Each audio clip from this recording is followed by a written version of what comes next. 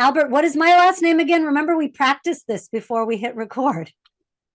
Your last name, Dhaya Lakshminarayanan. Oh, already failed, Professor. Professor, you have failed.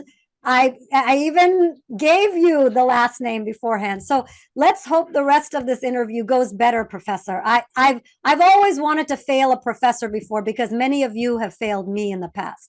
So I wanted to start. I've reviewed your background. I did my homework.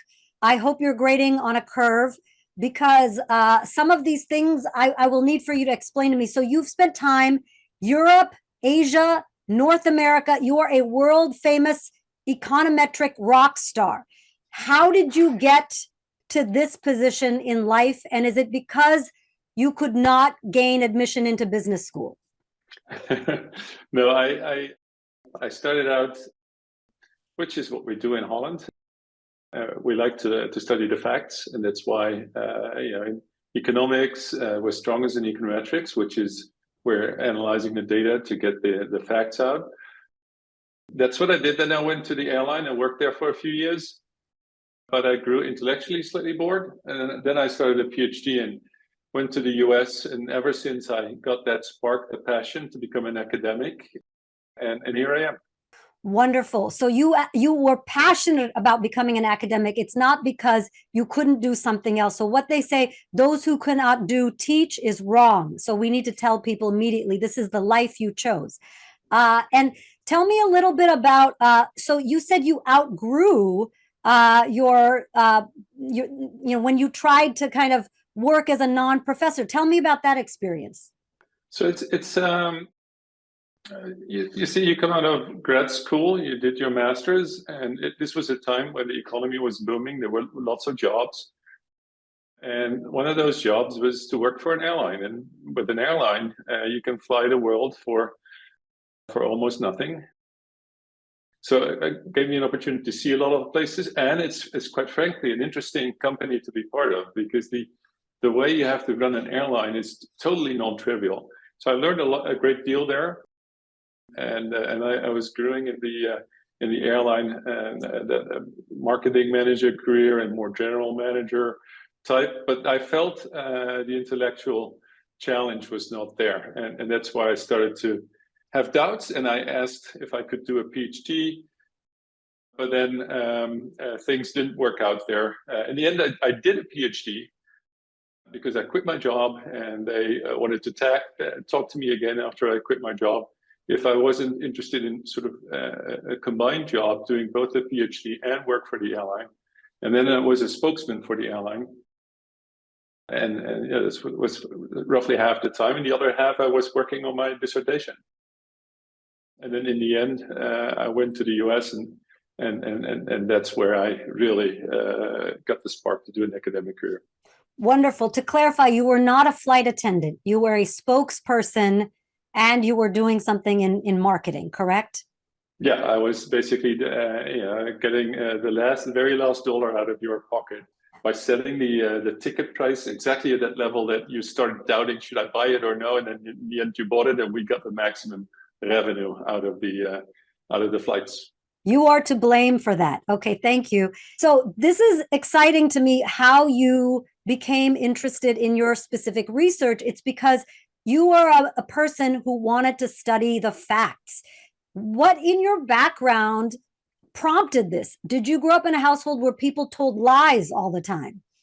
No, but I mean, if you grow up, there's all kind of stories that you get told, and that's inspirational, and you get ideas about the way the world works. But ultimately, which is me, but I think that's representative of a Dutch person. We then want to see how much of it is true, and for that you need to look at the facts, and then you need to order them the right way, see what's really there and what's pure noise, et cetera, et cetera. So that's statistics, and when applied to the economy, then you're an econometrician, which is what I was trained to be. Wonderful. So partly it's by being Dutch, your love of the facts, and partly because that was your passion in life. I want to clarify something for people who may be watching and listening. You are the associate editor of Market, Microstructure, and Liquidity. May I ask, is that an honor or was it some kind of punishment that they gave you? No, that's an honor to be an associate editor. You're sort of the gatekeeper of the academic journals. I'm associate editor there and an associate editor at the Journal of Financial Economics. And that's what you're asked to become if people believe that you're up to the job. And these are the people that you admire and who are well published and well respected in the profession. If they then ask you to be one of their gatekeepers, in a way, that's a great honor. And can you tell us, those of us who aren't well versed in what microstructure and liquidity is, how would you explain it to someone who doesn't have access to that information? So microstructure is the way that securities markets or financial markets work. So if you want to buy or sell, for example, a U.S. equity, Apple stock or Facebook stock, what have you, or metaverse, I think it's called. Mm-hmm. Yeah, you go to a market, and the way that market works from the very moment that you open your favorite brokerage, or either your online broker or your bank, you contact them to buy 100 shares of Apple until you get it is the way that inner market works is microstructure. And liquidity, that's the one important characteristic of the way a market works. That is the ability to get what you want immediately and at low cost. So it's what an economist would call the market for immediacy. A very liquid market has very low transaction cost and gets you the trade rapidly.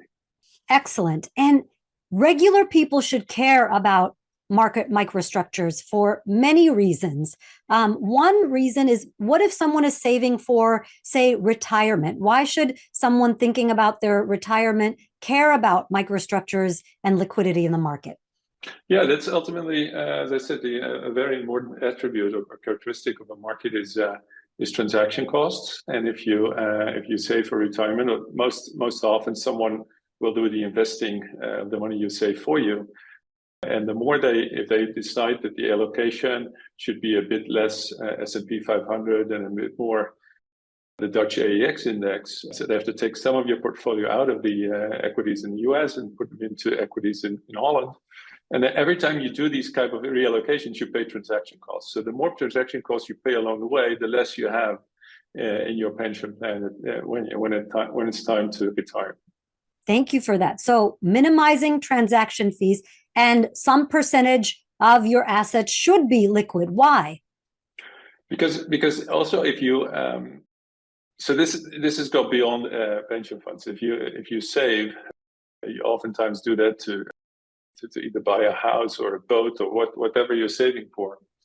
Come the day that you want to have the house, or you get a good opportunity to buy the boat or your favorite motorbike, you want to get that money out of the markets, and that's where you have to sell your assets and turn them into dollars or euros, and again, that's what you want to do at lowest possible transaction cost. Right now, I'm talking to you in December, so this may air in very popular econometric circles later on in 2023. But I'm receiving a lot of holiday cards right now, most of which I just throw in the recycling because I am an environmentalist. I pretend to read them. So when my friends say, "Did you get our card?" I just say, yes, but I haven't really read them. That brings us to our next topic. What is more valuable, a very boring holiday card or cryptocurrencies? I would say I would opt for the holiday cards. Tell me why, please. I feel like you're insulting the crypto world, but you know something about this, so I'm curious to hear your opinion. Because these holiday cards come with personal messages, and yes, it takes an effort to open them, and but I actually enjoy whenever I get a card, preferably in the mail. Allows me to sit with the card and see who's sending me their best wishes and what their life's been about in 2022, which is the year that just ended now. Cryptos, could be good, could be bad, but there's a lot of risk associated with them. And that's, if you like risk a lot, then you're gonna like cryptos over holiday cards. But I'm a risk averse person. I dislike risk, so I prefer the holiday cards. I like that. And it shows that you're a much nicer person than me, because I just said that I don't like receiving them. It creates an environmental burden. I would prefer someone email, but you're kind and you like to sit with it, which is an interesting point, because holiday cards are real. They're backed by something. They're tangible. You know who's behind them. But cryptocurrencies are, for many of us, they seem fake. There's nothing really backing them. And right now, we're not just in a seasonal winter, we're in a crypto winter. How did we get to this place? As someone who's risk averse, I don't spend a lot of my time studying this market. It also seems like a market that's not very highly liquid. If you want to get your money out, it's difficult. Tell me about how we got to this place with this crypto winter. And is Krampus involved? Because this sounds like something so mean to do to people during the holidays. So I'll tell you that, of course, I jokingly said it's only risk, but crypto, it was started as I believe that people who were so disgusted by centralized banking systems and the elitist world out there, and we came just out of the financial crisis, which is like more than a decade ago, but not so distant, and everything was falling apart. And people that were to blame, they got away with what they did. Because all these banks are limited liability. And so people thought, maybe we should create an alternative. Maybe we should create another currency that's really from the people and for the people. And we can get around all these financial institutions, the central banks and the likes. And to the extent that one would be able to do so, and that it would really be the currency of the future instead of your dollars or my euros or anybody else's own currency, that held promise, but it hasn't. And whenever something holds promise, there is an opportunity or a probability that it will become a private money and it will become the money of the future. And then to have it is valuable if you can transact with it at lower cost than what you would do with your fiat currency. Now, this might still be, some ivory tower academic abstract language. Let me make it more. Give it more color for you. For example, when I moved back, I lived for many years in New York. When I moved back and transferred my money, whatever I still had at my US bank, back to my local bank here in Holland, there was several percentages of transaction costs. So usually that's, liquidity of the equities that we're talking about is in tens of percentages. But if you do international transfer of money, it could cost you 5 to 10 to 15% of whatever you're transferring. If you would do it via cryptocurrency, it will cost you almost nothing, or at least much less. And so that's one of the reasons why this might be a solution for, to me, outrageously high international transfer transaction costs. That's great, because you said up front, we want to minimize these transaction costs. So crypto would have theoretically been a way to minimize this. It would be a global way of transferring money or having money. But what exactly occurred that we're in the issue that we are now, and some, young guy is escaping to some Caribbean island because he has taken people's money? How did we get here? Well, we have to see the complete truth of what happened as FTX, but a lot of that, from what I know so far, was that somebody was entrusted with money that he would save in cryptos, but instead he seemed to have taken that money to invest for himself, which he never was allowed to do. So this is one trouble at one end of the crypto chain. It's not that somebody broke the chain. So for example, the Bitcoin protocol still is reliable and safe. It's just that people at the fringes of the system are entrusted with money that they would invest a certain way, which they didn't do apparently. Thank you for explaining that. I want to move on to another topic. I want to talk to you about the proliferation of these ESG funds, especially these managed funds. So I like your mantra that you've given us at the top, which is minimizing transaction fees. As someone who looks at the facts, who's been hit with transaction fees as you moved your assets from the United States to Europe. So ESG funds are often actively managed. There is a transaction fee taken, but they've become so popular even among quants. As a facts person, why are these ESG funds so popular? Should we be thinking about them? Is it greenwashing? I know the Dutch are very environmentally. Maybe you're even on your bike right now as we're doing this Zoom. That's what I know about Dutch people. But you are probably in a culture where people value the environmental, social, and governance aspect, but you're a facts person. So tell me your thoughts on ESG funds, the proliferation of it, and what makes you nervous or what makes you excited about them. Yeah, I'm actually below sea level here. You don't know where I am, but I'm on the western side of the country. So should there be global warming and sea levels rising, this room will be filled with water. Oh no. Oh no. So like cryptocurrency, you will be underwater. We don't want that. So we do care about the environment, yes, but we're not alone in Europe. I feel that in Europe we're caring about the environment in a variety of ways. And one way that in an ideal world, you want to help the environment is by investing money in those corporates that share that objective, like produce goods and services, but in a responsible, environmentally responsible way. And that's where ESG funds come in, because supposedly if you set your money or your money that you want to invest into those funds, they will select out those ventures that will use the earth responsibly when they're participating in the economy and producing their goods and services. That's the idea behind ESG funds. I'm not an expert in this, but I like the basic idea. So you might have been noticing on Facebook, everyone is using AI to make pictures of themselves. And as beautiful as all of my Facebook friends are, these AI photos are very boring to look at over and over again.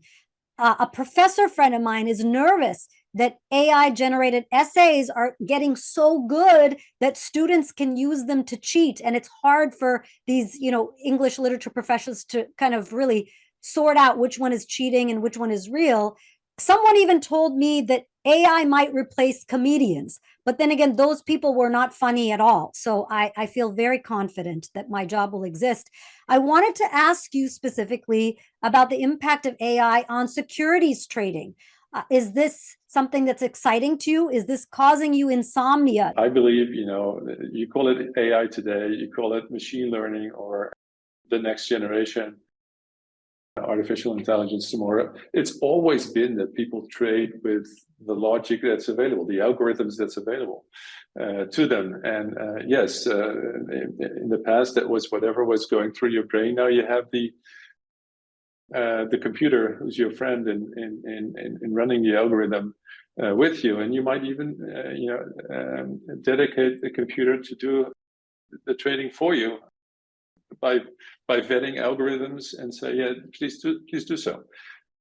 All of that, I would, the first pass at least is automation of decision making, and the less humans you have involved, and the quality of the decisions are equally or even better in some ways, it's going to become cheaper. And if you have competition, it will be cheaper for all of us to manage our money and to make sure, even in particular ways, we believe that we not only want our money managed ultimately for ourselves, but in a responsible way, like we were talking before. Then you can dedicate that, or you can instruct your machine to do that for you. So in the end, I believe that as a first pass, this is all good as long as there is enough competition, which is what I worry about most. That there'll be enough competitors so that the AI or machine learning is robust enough, so we're not relying on just one type of algorithm, that there's competitive algorithms to make sure we're maximizing shareholder value, for example. Is that what you mean? Yeah, in a way, yes. Because if I can design my own algorithm as an end user of the market, or the intermediaries, the banks might create algorithms, but they'll keep each other sharp because the algorithm starts losing more money than it makes. I will reallocate my money away from that bank into the other bank that's better, and that's keeping them all on their toes, which in the end is good for all of us end users or clients of the entire system. So when people think of financial markets, they usually think of the stock market, or as we discussed earlier, the crypto market. Or if they're single, they think of the dating market, Tinder, Grindr, supply and demand. There's always issues with supply. What are the different kinds of financial markets that you study, and how are they interconnected, and how are they changing and evolving? So that I studied equities. I studied bonds, exchange rates, actually, cryptos. How are they interconnected? Well, people trade many of these financial securities or assets the same way. And everything is about trying to minimize transaction costs in the process. The other thing that's changed is that, which happening everywhere in society, we changed from a human intermediated market, and for an exchange that used to be a trading floor with lots of people, some buying for their clients, some selling for their clients, haggling over the deal and the terms of the deal. All of that has been replaced by automated markets, computers. First, the exchange became a computer, matching incoming buy and sell orders that the brokers actually typed into their systems. But why do you need these brokers anyway? You can have just algorithms that sort of emulate the behavior of these brokers. So then you have something called algorithmic trading, where the clients set up their own algorithm to interact with the computer at the exchange. Now that change, which I've been studying for most of my career, so with the help of technology, we see the whole process of trading changing. That's affecting all of these asset markets. So that's interesting how these different financial markets are connected.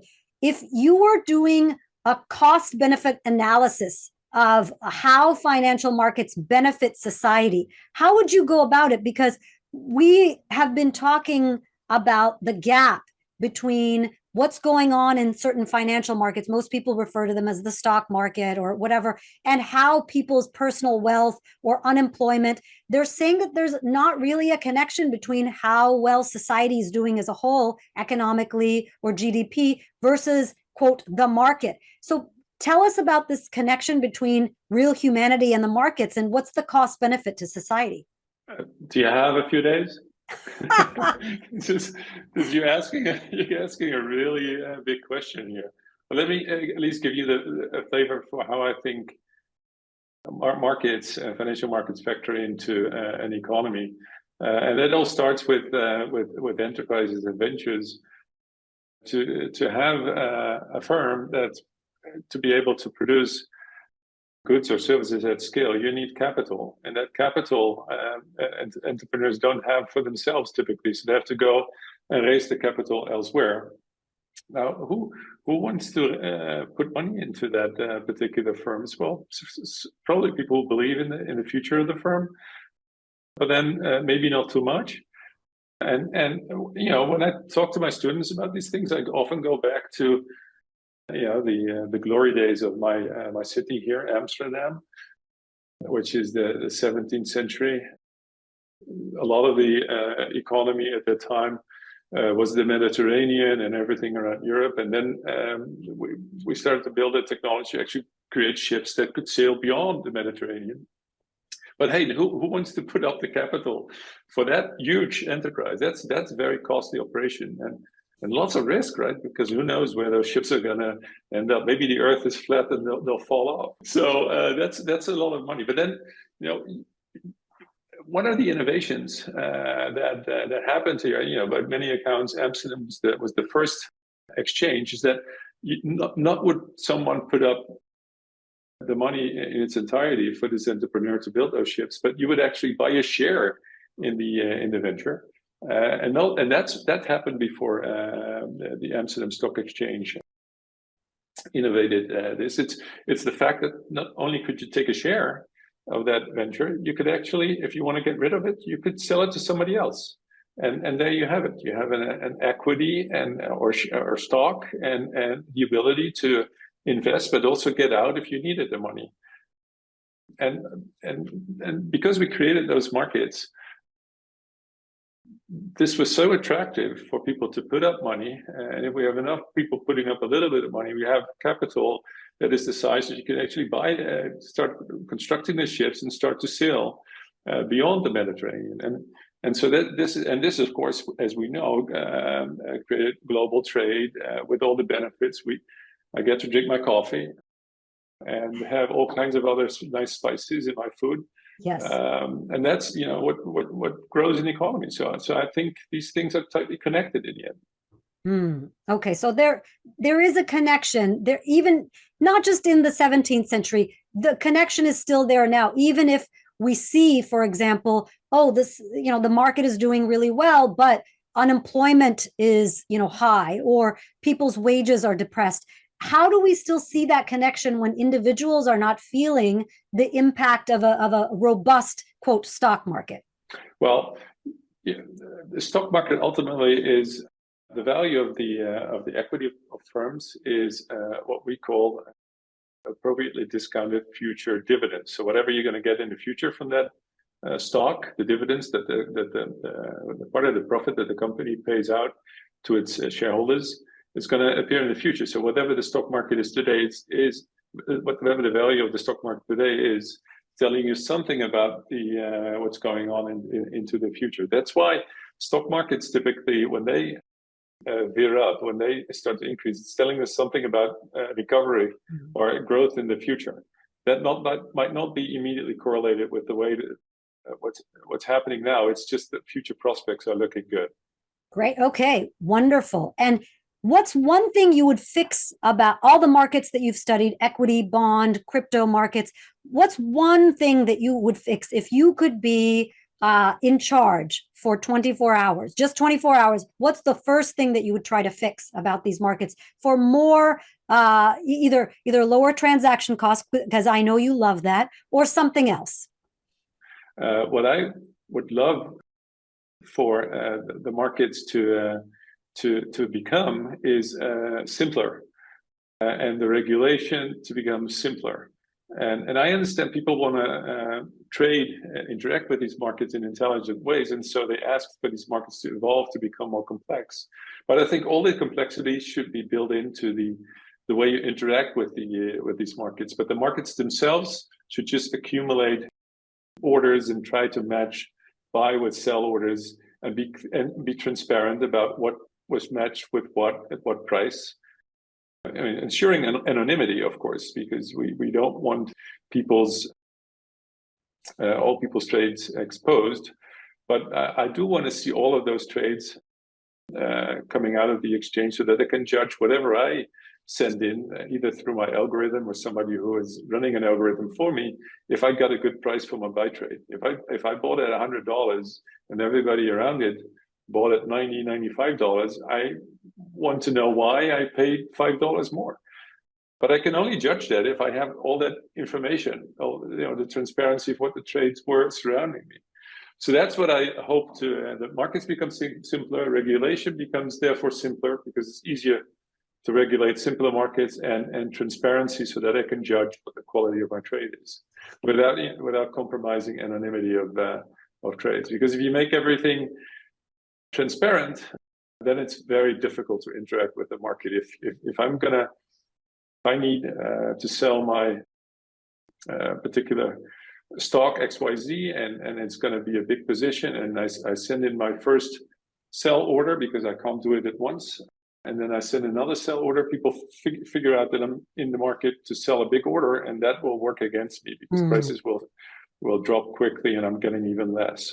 So I want for people to be able to hide how they're trading, and therefore ensure anonymity, but everything else should be simple. let's go to the speed round. And for this, Albert, I need you to pretend. I need you to pretend that you're very boring, because you're not boring. You're very interesting. So you have to be boring and explain these complicated terms as if you were a boring person so that others can understand. So I'll just give you 4 or 5 of these. Speed round. Microstructure. Explain it like a boring person concisely. It's the way that securities markets operate, and not only how they operate now, but also think about how they can be designed to operate better in the interest of everybody using them. Very good. That was great. Next one. Boring enough? It was perfect. It was actually a little interesting. So try to be a little, it's very hard for you to be boring, but try harder to be boring. That was a good answer. I liked it. High frequency in the context of markets. High frequency. High frequency is the intervals with which you interact with the market. So that those intervals are, the shorter those intervals are, the higher frequent you are. And you have something called high frequency traders. They trade at intervals that are beyond imaginations, like below a millionth of a second or even faster. You and I, you're smarter than me, but we click at, our brains tick at 100 times per second. And that's fast, but that means that the computer has already done 1,000 trades potentially. So that's high frequency traders. Flash crash. A crash that's over before you realize it. Wow, so efficient. You should design all markets. Your explanations are so efficient. Liquid asset. We talked a lot about this, but just for boring explanation, what is a liquid asset? An asset you could trade at very low transaction costs and quickly. Perfect. You've aced the speed round. Is there anything that I didn't ask you or that you want to define either as a speed round or a longer answer that I haven't asked you that's important for people to know about your research or what you're passionate about? I think what I want to say, what you didn't ask about is clearing, and that's something that we've done after the global financial crisis. Of course, many things are done, but one important thing is that if you trade, you want to make sure that you can live up to what you promised the other side to do. If we strike a deal now, typically it takes a few days or sometimes even longer for us to deliver on that deal. And I trust you, but it would be even better for me if you put up money that basically it goes into what they call a clearing organization or central clearing party. And I do the same, so that even if your comedy doesn't work out and your shows don't sell out and everything, your money's still there so that you can deliver my trade. It's the same for me. If that academic career doesn't go out to fire me, the money is there with the clearing organization for me to honor my commitments to you. Now, if we both do that, if we all do that, that creates more reliable markets. They will then keep working even in crisis times, which some of our markets didn't do in 07, 08. And if there's no trading, there's no reallocation of money, there's nothing pumped into the economy anymore, and we all go down. Thank you. I'm glad that might be too boring an answer. No, that was not. It's important. It's very admirable you're working to make it boring, because that's how people understand it. When you make it interesting, then people are like, oh, I can't access this. So that was very accessible. I appreciate that. And also, thank you for giving the worst case scenarios of what happens if we get fired from our jobs. That's always wonderful to think about. But see, you have a backup plan. You can always go back and work for the airlines and travel the world. So you have a backup, but that would be, I guess I don't have a backup. Well, the airline here is only downsizing. I'm afraid there's no option for me there. Oh, okay. Okay. So thank you so much. I really appreciate it. And you also answered the question I didn't ask you. So I appreciate that as well. This has helped me to take your mantra forward. Low transaction costs. Keep that in mind. Have some liquid assets. Also, the crypto winter is brought to you by Krampus, which I assume is big in the other European countries, but not so much where you live. But I wanted to say many happy Krampus returns to you. Thank you so much, Dhaya, with a difficult last name. Yes. It was a wonderful interview. Yes. Thank you so much, Albert. It was a pleasure to talk to you, and have a wonderful evening. You too. Likewise. Okay. Take care. Bye.